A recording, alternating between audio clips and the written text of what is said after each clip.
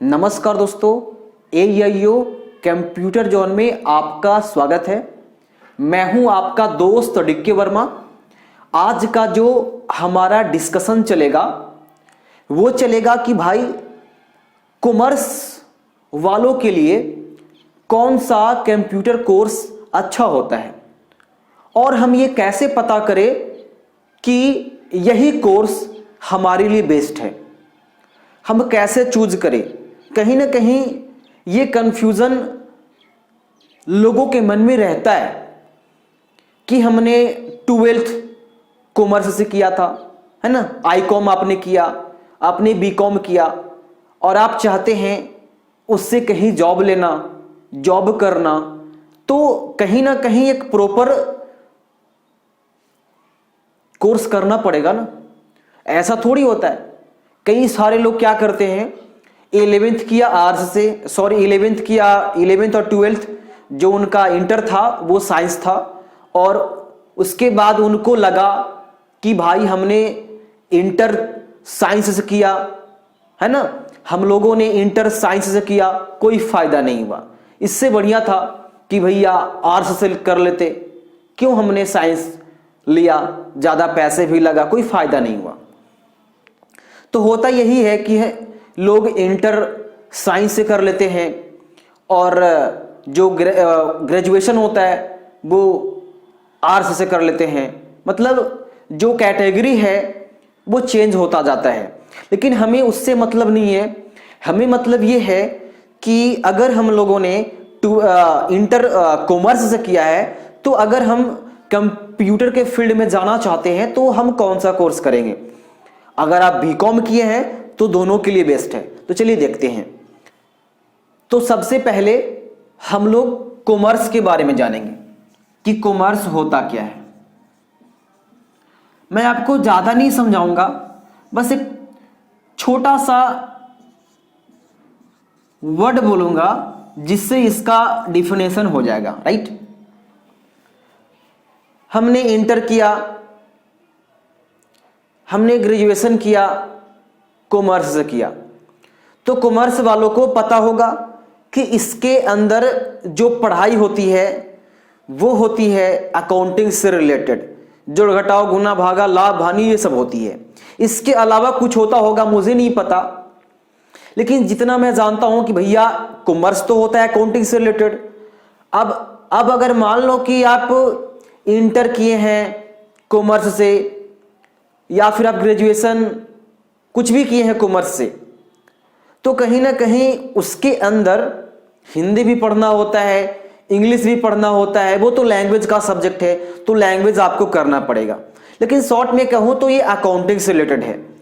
तो जब हम लोगों ने इंटर किया कॉमर्स से, ग्रेजुएशन में हम लोग वही किए, तो कहीं ना कहीं आगे का जो मेरा कोर्स होगा वो अकाउंटिंग से रिलेटेड होगा, तभी ना मेरे लिए बेस्ट होगा। और अकाउंटिंग से रिलेटेड बहुत सारे कोर्स हैं, तो उनमें से कौन सा कोर्स करें, तो मैं दोनों बताऊंगा, ठीक है ना जी। देखिए, जैसे यहां पे ध्यान दीजिएगा थोड़ा सा। अगर कॉमर्स हम लोगों ने 12th से किया है, ठीक है, 12th के बाद हम लोगों ने कॉमर्स से इंटर किया, ठीक है, जिसको कहते हैं इंटर ICOM और BCOM, बैचलर BCOM, ठीक है। तो आप ICOM कीजिए, BCOM कीजिए, दोनों के लिए मैं समझा रहा हूं। तो एक तो कॉमर्स में क्या होता है कि हम लोगों को अकाउंटिंग से रिलेटेड स्टडी करना होता है, राइट, ठीक है ना। तो अब हमारे लिए कोर्स आता है, पहला कोर्स आता है आपके पास टैली, वो भी स्पेशल, ठीक है ना। अगर आप स्पेशल टैली करेंगे तो आपको जॉब तो मिलेगा ही, क्योंकि अकाउंटिंग से रिलेटेड बहुत सारे जॉब अभी मिल जाते हैं, डायरेक्ट प्राइवेट जॉब डायरेक्ट मिल जाता है। लेकिन आप टैली को छोड़ दो। मैंने जस्ट अभी आपको बोला था कि टैली को छोड़ दो। मैंने क्यों बोला कि टैली को छोड़ दो? देखो, जैसे हमने बोला, एक बोला स्पेशल टैली और उसके बाद DFA ADFA, ये 4 कोर्स को मैंने आप लोगों के सामने पेश किया। ICOM के बाद या अगर इच्छा है तो BCom के बाद। अब अगर आप DFA करोगे तो टैली आप सीख जाओगे, अगर ADFA करोगे तो भी सीख जाओगे। तो देखो क्या है, अगर आप सिटीज में रहते हैं, विलेज में रहते हैं, कहीं पर भी रहते हैं, तो आप थोड़ा सा देखिए नियरेस्ट अगर कोई इंस्टीट्यूट है जो आपको DFA या ADFA करा रहा है, तो आप वहां पे ज्वाइन कर लीजिए। क्या कर लीजिए? वहां पे ज्वाइन कर लीजिए। लेकिन अगर हो सके तो DFA के जगह पे आप ADFA कीजिए। अगर आप दोनों का मतलब समझेंगे ना, मान लो कि आप DFA करते हैं तो हो गया ये डिप्लोमा इन फाइनेंशियल अकाउंटिंग, और अगर आप ADFA करते हैं तो क्या हो गया? Advance diploma in financial accounting, ठीक है ना? Advance diploma in financial accounting, ये दोनों का है। यानी आपको जो इसके अंदर काम मिलेगा वो मिलेगा अकाउंटिंग से रिलेटेड, इसमें भी मिलेगा अकाउंटिंग से रिलेटेड। यानी कि दोनों में जो आपको काम मिलेगा वो मिलेगा अकाउंटिंग से रिलेटेड, ठीक है ना? दोनों में मिलेगा आपको अकाउंटिंग से रिलेटेड काम करने के लिए। अब एक चीज आप ध्यान देना थोड़ा सा, ठीक है? इस वीडियो के डिस्क्रिप्शन में, ठीक है, अगर आप YouTube पर देख रहे हैं तो, ठीक है, अगर आप YouTube पर देख रहे हैं ये वीडियो तो आपको डिस्क्रिप्शन में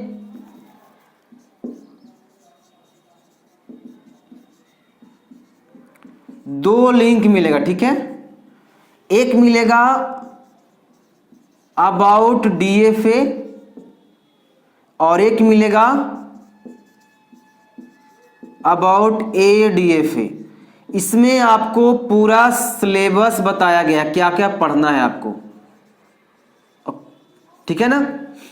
पूरा। तो आप ये दोनों वीडियो को वॉच कर लीजिए, पूरा DFA और ADFA के बारे में। यहां तक कि आपको PDF भी है अबाउट, यानी कि दोनों कोर्स के बारे में PDF दिया गया है, ठीक है ना?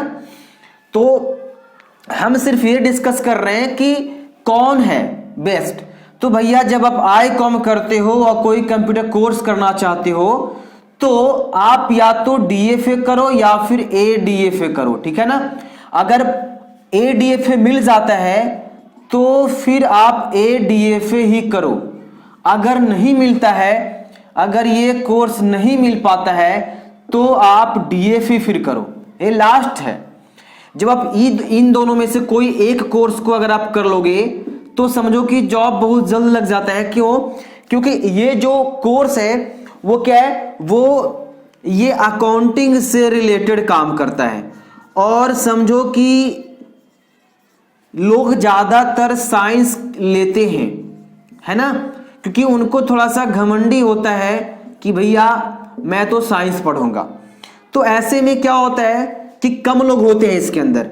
अगर कहीं जाते हो तो आपको प्राइवेट जॉब भी लग जाता है, क्योंकि आपको मालूम है आप कहीं पे जाओगे, किसी शॉप में जाओगे या किसी मॉल में आप जाओगे तो वहां पे एक मैनेजर तो होना चाहिए ना, एक मैनेजर होना चाहिए जो कि हमारे अकाउंट को वो मैनेज करे।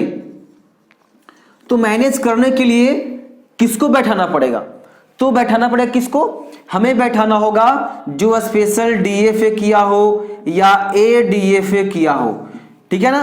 अब ऐसा नहीं है कि DFA में आपको सिर्फ टैली होता है, दोनों में देखो सिर्फ फर्क ये है कि ये वाला एडवांस है। अब दोनों में टैली तो होता ही है, विद GST भी होता है। इसके अलावा आपको एक्सेल भी सिखाया जाएगा एडवांस, एक्सेल भी एडवांस सिखाया जाएगा। ऐसा थोड़ी है कि सिर्फ टैली से ही अकाउंटिंग होता है, कहीं ना कहीं ये सबका मिलाप होना चाहिए कि भैया जब हम कोई भी सॉफ्टवेयर यूज करते हैं, अगर मान लो कि आप डीएफए कर रहे हो या मान लो आप एडीएफए कर रहे हो, कोई भी कोर्स अगर आप कर रहे हो तो इसमें आपको टैली भी रहेगा, एक्सेल भी रहेगा, थोड़ा बहुत पावर पॉइंट, थोड़ा बहुत इंटरनेट की नॉलेज, कहीं ना कहीं बेसिक बेसिक जो चीजें होती है वो तो एक्स्ट्रा होता ही है ना। अब अगर मान लो कि आप टैली सीख गए हो और आपको ऑपरेट करना कंप्यूटर को आता ही नहीं है, आपको डेटा तैयार करना आता ही नहीं है, तो कहीं ना कहीं अगर आप पीसी पे बैठे रहोगे तो आपको वो पता होना चाहिए ना। ये चीजें होती हैं और भी कई चीजें हैं, मैं आपको सिलेबस नहीं बता रहा हूं, मैंने आपको डिस्क्रिप्शन में 2 वीडियो का लिंक दिया है, जाकर के दोनों के बारे में देख लीजिए। अब वो दोनों वीडियो में क्या है, एक वीडियो है डीएफए के बारे में और एक वीडियो है एडीएफए के बारे में, और एक और वीडियो मैं देता हूं, 3 वीडियो मैं दूंगा आपको जिसमें आपको डिफरेंट है, ठीक है, डिफरेंट है कि एडीएफए भी ये समझो कि एडीएफए, डीएफए बीएस एडीएफए, ये दोनों में टक्कर हुआ है, ठीक है। तो ये चीजें हैं। तो मैं ये बात कर रहा था कि आप जिस शॉप में जाओगे, जिस मॉल में जाओगे अकाउंटिंग का काम करने, या किसी भी ऑफिस में अगर आप जाओगे, आप काम करने जाओगे अकाउंटिंग से रिलेटेड, है ना, तो कहीं ना कहीं आपको क्या मिलेगा, जो काम मिलेगा वो होगा अकाउंटिंग का। अकाउंटिंग ही मैनेज करोगे तो हो सकता है आपको एक्सेल में मैनेज करना पड़े, एक्सेल में डाटा तैयार करना पड़ता है ना कभी कभी, ये भी तो है अकाउंटिंग से रिलेटेड काम करने के लिए। हो सकता है कि आपको इंटरनेट से मेल करना हो कहीं पर, तो ये भी तो नॉलेज होनी चाहिए ना आपको कि इंटरनेट से मेल कैसे होता है। कुछ खराबी हो गया तो उसको ऑपरेट करना पड़ेगा आपको, तो कहीं ना कहीं ये भी होता है। थोड़ा मोड़ा आपको स्लाइड बना करके दिखाना पड़ेगा कि हाँ आपने कैसा क्या तैयार किया, तो थोड़ा बहुत पावर पॉइंट भी आपको सीखना पड़ता है। तो बाकी की चीजें तो मैंने वीडियो में बता रखा है कि डिस्क्रिप्शन में लिंक है, जाकर आप देख लो।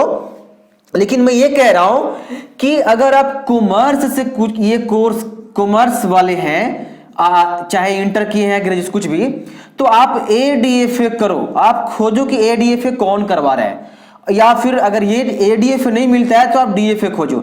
आप मान लो ना डीएफए मिला आपको और ना आपको एडीएफए मिला, तो फिर आपके पास कौन सा कोर्स बचा है, ये क्वेश्चन मार्क हो गया।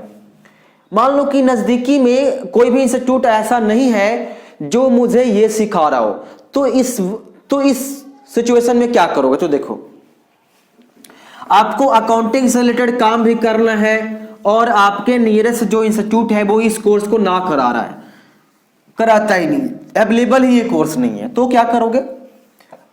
अगर अवेलेबल नहीं है तो देखो प्राइवेट जॉब में तो सर्टिफिकेट उतना मांगता नहीं है, मांगता भी तो कभी कभी होता ही है कि अगर आपके पास एक्सपीरियंस काफी ज्यादा है, आप फटाफट फास्टली अगर आप कोई काम कर लेते हैं तो भैया आपको जॉब तो प्राइवेट मिल जाता है। तो सबसे पहले क्या करो कि आप टैली तो सीख सकते हो ना, आप टैली सीख लो, है ना, स्पेशल टैली सीख लो। मैं बता रहा हूं डिग्री तो मांगता ही है लेकिन भाई एक्सपीरियंस ज्यादा होता है, डिग्री बाद में, स्पेशल टैली कर लो, स्पेशल एक्सेल कर लो जो कि होगा आपका एडवांस लेवल तक, ठीक है ना। थोड़े बहुत पावर पॉइंट आप सीख लो और उसके बाद इंटरनेट का ज्ञान तो आजकल सभी लोगों को है, इतने चीजों को कर लो और टैली का सर्टिफिकेट आप ले लो और जाओ कंपनी में, वो आपको जरूर जॉब देगा, वो आपके एक्सपीरियंस से जॉब देगा, ठीक है ना, आपके जो एक्सपीरियंस आपका वो उससे देगा जॉब आपको, क्योंकि हर जगह सर्टिफिकेट का वैल्यूज नहीं होता है। हर कंपनी ये जानता है कि सर्टिफिकेट कहीं से भी लाया जा सकता है, बस पैसे फेंको और सर्टिफिकेट लो, ये हर व्यक्ति जानता है इस चीज के बारे में। तो आपको प्रैक्टिकल नॉलेज होनी चाहिए, ठीक है ना। तो आप क्या करो कि थोड़ा सा जब आप कोई कोर्स कर रहे हो तो उस कोर्स को दिल से करो, मेहनत करो। ऐसा नहीं है कि आपने एडमिशन लिया बस तो बस बस बस बस, बस आप चले जाओ सर्टिफिकेट लेकर जॉब, तो ऐसा नहीं होगा। मेहनत से हार्ड वर्क करो और एक लक्ष्य को निर्धारित कर लो कि मुझे ये काम करना है तो करना है। अब ऐसे लक्ष्य को रखोगे तो आपको कोई नहीं रोकेगा जॉब से, ठीक है ना, क्योंकि आपको ईश्वर देख रहा है कि आप भैया मेहनत कर रहे हो तो आपको जॉब लगेगा, ये 100% मैं कह रहा हूं। लेकिन अगर आप सिंपल सा कैसे कोर्स करोगे और आप जॉब खोजोगे तो क्या मिलेगा? अरे 5 व्यक्ति यहां पे ऑफिस है, 5 व्यक्ति इस लाइन में लगा हुआ है, तो जो सबसे आगे है उसी को ना मिलेगा जॉब पहले। तो आप भी लाइन में लग जाओ, लाइन में लग जाओ, आपको भी एक दिन चांस मिलेगा जाने का। और मेहनत करो, ऐसा नहीं कि लाइन में लगे हुए हो बस सिर्फ प्रसाद खाने के लिए, तो कोई फायदा नहीं होगा, ठीक है ना। तो ये चीज आपको करना पड़ेगा। वीडियो कैसा लगा बता सकते हैं। तो आज की वीडियो बस इतना है, मिलते हैं नेक्स्ट वीडियो, तब तक के लिए बाय बाय, टेक केयर।